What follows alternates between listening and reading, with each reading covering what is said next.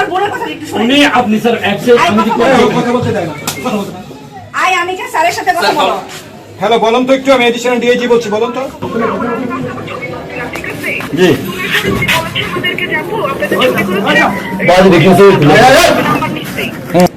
আপনার তো এখানে কোনো কাগজ নাই, তো কোথায় কাগজটা?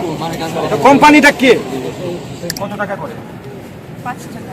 5 টাকা করে। কয়টা ছবি দেওয়ার পর? আমি বলেছি যে যেগুলো ভালো হয় আচ্ছা, এই ছবিটা কয়টা তুলেছেন? কয়টা তুলেছেন টোটাল? উনি আপনাকে 94টা ছবি তুলে ফেলেছে।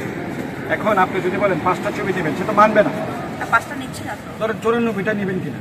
না, ওই যে যেগুলো ডিলিট। আরে বাবা, এটা তো সে মানবে না। আপনি তাকে জিজ্ঞেস করে দেখুন, সে তো মানবে না।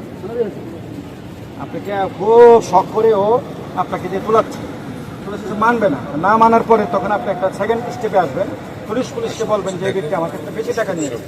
বেশি টাকা নিয়েছেন, আমি তখন জিজ্ঞেস করবো ক্যামেরাম্যানের নাম্বার কত। তখন আপনি তাকে বলবেন যে ক্যামেরাম্যানের নাম্বার হচ্ছে 357।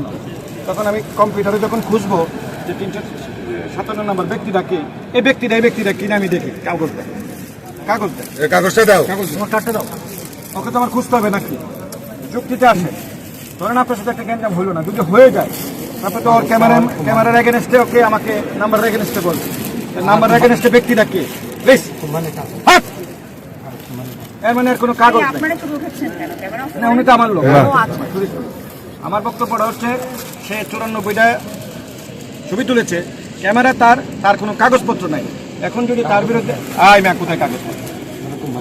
কোম্পানির কাছে কাগজপত্র, তোমার কাছে ক্যামেরা নাই। তোমার নামে যদি ওর নামে যদি বিচার দেয়, তাহলে আমি ওকে কিভাবে খুঁজবো ভাই বলেন? কতক্ষণ জিরা ফালাই দিয়ে চলে যাবে, তাহলে আমি কাকে খুঁজবো? তো তাকে, এই ক্যামেরাম্যানকে আটক করা হলো। এই কই আসছে কে? এই ক্যামেরাম্যান ওকে অ্যারেস্ট করে ফেলেন, কারণ ওর কাগজপত্র নাই। ও হলো, আমি ধরে নিচ্ছি সে কোনো অপরাধ। আমি আপনার কথা বলে যাই, আপনার কথা শুনতে চাই না, বিকজ আপনার এখানে কথা অ্যাকসেপ্টেড না। আমার কথা হচ্ছে, সে তো আমার ক্যামেরাম্যান না, সে একটা আনকোয়ার্ড পার্সন, অপ্রত্যাশিত লোক। সে তো একটা অপ্রত্যাশিত লোক। কারণ আপনাকে যদি একটা থাপ্পড় মেরে চলে যায়, আমি তো ধরতে পারবো না। তার কাগজও নেই, তার সাথে আর কোনো কাগজও নেই। তো আমরা তাকে নিতে পারছি না, তাকে বক্সে নিয়ে যান। আপনার তো এখানে কোনো কাগজ নাই, তো কোথায় কাগজটা? কোম্পানিটা কে? কোম্পানির নাম কি? সে তো একটা আননোন লোক, সে তো কোথাকার লোক, আমি তাকে চিনি না। কোম্পানির কাগজ দিয়ে সে চালাচ্ছে, এবং কোম্পানির কাগজ দিয়ে চালাতে তো সে বাধ্য না। সে আমার নাম্বারে প্রতিদিন রাতে আমাকে ফোন করে। আচ্ছা, ছেলেটা কোথায় যাবে? ছেলেটা এখন পুলিশ বক্সের সামনে আমি দাঁড় করিয়ে রাখি। ডাক্তার রাখছি। আমাদের একজন যাও, তুমি যাও, তুমি গিয়ে না, ওকে কি আপনি ছেলেকে অ্যারেস্ট করুন। সে আমাকে প্রতিদিন আজেবাজে বাবা তো দরকার না, আপনি চুপ করে ওর সাথে যান, ওকে অ্যারেস্ট করে বক্সে দিয়ে যান। যাদের কোনো কার্ড নাই, যাদের কোনো কার্ডের মালিকও না, যারা কার্ড আসে তাদের হলো অন্যজন মালিক, আর অনেকে আছে শুধু ক্যামেরা আছে, কার্ডও নাই। তো আবার আরেকজনে আবার পর্যটকদের হয়রানি করছে, আবার অনেকজনে আবার পর্যটককে নাকি আবার ফোন দিয়ে ডিস্টার্বও করছে। এইদের বিরুদ্ধে আমরা অভিযান চলছে। ইতিমধ্যে আমরা একজনকে হাতে নাতে আটক করেছি এবং 10টি ক্যামেরা আমরা জব্দ করেছি। সবাই পালিয়েছে, বাকিদেরকে আমরা খুঁজে বের করতেছি। ক্যামেরাম্যানদের দ্বারা পর্যটকদের হয়রানি আমরা কোনো অবস্থাতে বরদাস্ত করবো না, আগেও করিনি, টুরিস্ট বরদাস্ত করবো না। আমাদের টানা তৃতীয়বার অর্জন করেছে দেশের সেরা সুপার ব্র্যান্ড স্বীকৃতি বসুন্ধরা টিস্যু। এরকম তো প্রুফ দিতে পারলে স্যার আপনি উনি বলতেছে পর্যটক কি বলতেছে স্যার এখন না তো এগুলো এখন না তো স্যার, ওরা থেকে জিজ্ঞেস করে দেখেন। স্যার, আমার বোনকে আমি মাত্র ফোন দিছি, অ্যাবসেন্সে ফোন দিছি। আমার বোন দেখেন কি করছে। তোর নাম্বার কোথায়? আমার নাম্বারটা দেখেন, আর আমি যে ওনাকে কল দিছি প্রুফ দিতে পারলে আপনার জুতা দিয়ে আমাকে মারবেন। আর এগুলো যেগুলো ভিডিও করবো দেখুন, ওনাকে আমি 6 মাস আগে ছবি তুলছিলাম। হ্যাঁ, ওনার ছবি দিয়ে নাই, ওনার ছবির সাথে আমার একটু ঝামেলা হয়েছিল। এরপর থেকে উনি আমাকে বলছে, কোনো ঝামেলা স্যার নেই, স্যার। আমি বলি, আমি শেষ করি, উনি আমাকে বলছে আমি কক্সবাজার আসলে তোমাকে দেখে নিব। আমি বলছি কি, কেন দেখে নিব বলছি বলেন? স্যার, কেন দেখে নিব বলছি বলেন? সে আমাকে কোনো কিছু স্যার বলেছেন যে স্যার এগুলো ভাইরাল হয়ে যাবে স্যার। আমারও বউ বাচ্চা আছে তো স্যার। স্যার, আপনি আমার বোনের কথা একটু শুনুন। আপনি স্যার অ্যাপসে আমি কি করব? কথা বলতে দেয় না, কথা বলতে না। আমি কি স্যারের সাথে কথা বলবো? হ্যালো, বলুন তো একটু, আমি এডিশনাল ডিআইজি বলছি, বলুন তো। জি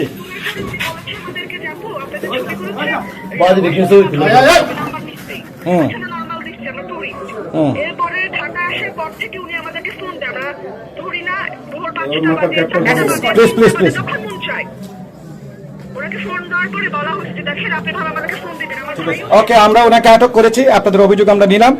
ধন্যবাদ, থ্যাংক ইউ আমাদেরকে সহযোগিতা করার জন্য। স্যার এটুকু আমি না হয় মিথ্যা বলছি, আমার বন্ধু মিথ্যা বলছে। ধ্বংস করে ফেলছেন আপনারা। তাইলে একটা অভিযুক্তরা কোথায় যাবে? তার কত বড় গলা? ভিডিও করছে। কিন্তু আমি বললে হবে, আমি যদি কাউকে যদি বলি আমি মধ্যে কল দিয়ে ডিস্টার্ব করে তাহলে এটা কি সম্ভব? আপনি হোক আমার ছবি দিয়ে আমাকে নোংরা মেসেজ করছেন। যদি প্রুফ দেখেন আমি তো আপনাকে মেসেজ দিলে প্রুফ থাকার কথা না।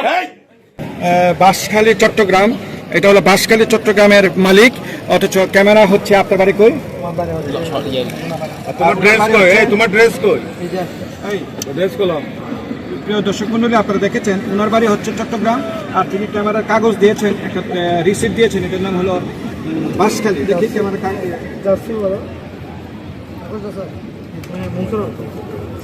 না না, এটা না, কার্ডটা দেন। এটা কোনো কার্ড নহে, এটা কোনো কার্ড না, এটা একটা নাম, একটা কম্পিউটারটা বানিয়েছে। এটা একটা ভুয়া ক্যামেরাম্যান, আমরা ভুয়া ক্যামেরাম্যানদেরকে আটক করছি। অর্থাৎ ক্যামেরা তার আছে কিন্তু কোনো কাগজপত্র নেই। আমরা এই সুবাদে তাকে আমরা অ্যারেস্ট করতে পারি। সরি, কোথায় কাগজ? এটা আপনি মালিক না তো, মালিক তো আপনি না, এটার মালিক আপনার না, বাসায় কাগজ দিয়ে আসছেন, সো আপনাকে অ্যারেস্ট করতে বাধ্য হলাম। অ্যারেস্ট ঠিক। খেয়াল করেছেন, আমরা দীর্ঘদিন ধরে এই অভিযোগগুলো পেয়ে থাকি। ক্যামেরাম্যানরা প্রচন্ড ডিস্টার্ব করতেছে, পর্যটকদের হয়রানি করতেছে। তাদের বিরুদ্ধে অভিযোগ হলো 3টা। প্রথম কথা হচ্ছে যে তাদের কোনো ক্যামেরা আছে কিন্তু কাগজপত্র নাই। তাহলে যে ক্যামেরাম্যান তার কোনো কাগজপত্র নাই, তাহলে তো সে হলো অপ্রত্যাশিত ব্যক্তি। এই ব্যক্তিগুলোকে আমরা খুঁজেছিলাম। এই প্রেক্ষাপটে আমরা এখন 10 জনকে খুঁজে পেয়েছি, 11 জন। এই 11টা ক্যামেরাকে আটক করা হয়েছে এবং তারা পালিয়েছে ক্যামেরা রেখে। এবং তারা যে কাগজ দেখেছে, কাগজ কার নাম এটা আমরা কিছুই জানি না, সো তারা অপরাধী। এক্ষেত্রে ওনার তো কাগজও নাই, কিছুই নাই, তো সেক্ষেত্রে ওনাকেও গ্রেপ্তার করা হয়েছে। ওনারও কোনো কাগজ নাই এবং উনি কোন কোম্পানির, ওনাকেও গ্রেপ্তার করা হয়েছে। অর্থাৎ ক্যামেরা নিয়ে অপ্রত্যাশিতভাবে ঢুকে ফেলেছিল। আর ওনার বিরুদ্ধে যে অভিযোগ এসেছে, উনি হচ্ছে একজন পর্যটককে প্রতিনিয়ত ফোন দিয়ে ডিস্টার্ব করেন এবং হচ্ছে পর্যটকদেরকে হয়রানি করেন এবং ঢাকায় হয়রানি করেন। তাই পর্যটক কতটা অতিষ্ঠ হলে সম্ভব দেখেন যে ঢাকা থেকে এসে ওনাকে খুঁজে বের করে আমাদেরকে মাধ্যমে আমরা ওনাকে খুঁজে বের করেছি। আর উনি হচ্ছেন বিচের মাঝখানে একটা বাঁশ ঘেরে একটা ব্রিজ বন্ধ করে, রাস্তার আসা যাওয়া বন্ধ করে ওনার ইয়া বসিয়েছেন, ওনার কি জানি ব্যবসা, বক্সিং বসিয়েছেন। অথচ উনি নিজেই জানেন এটার মালিককে, কে এটা ওনাকে পারমিশন দিয়েছে। এরকম অনিয়ম অব্যবস্থাপনার বিরুদ্ধে টুরিস্ট পুলিশের শক্ত অবস্থান। আমাদের বক্তব্য হলো পর্যটককে কোনো অবস্থাতে কোনো পরিস্থিতিতে হয়রানি করা যাবে না, সে ক্যামেরা হোক আর যে মেইন হোক।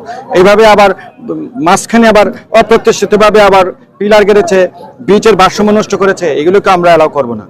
তো আমাদের একদম কথা, যার ক্যামেরা তার কাগজ থাকতে হবে, যার কাগজ সে আসতে হবে ক্যামেরা চালাতে গেলে।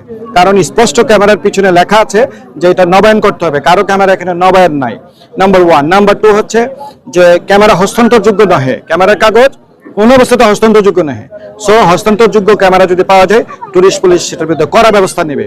আর যে হয়রানির কথা এসেছে পর্যটকের কাছ থেকে, সেটা তো কোনো অবস্থাতে টুরিস্ট পুলিশ টলারেট করবে না। তো সাংবাদিক ভাইদেরকে ধন্যবাদ, আপনারা আমাদেরকে সহযোগিতা করার জন্য।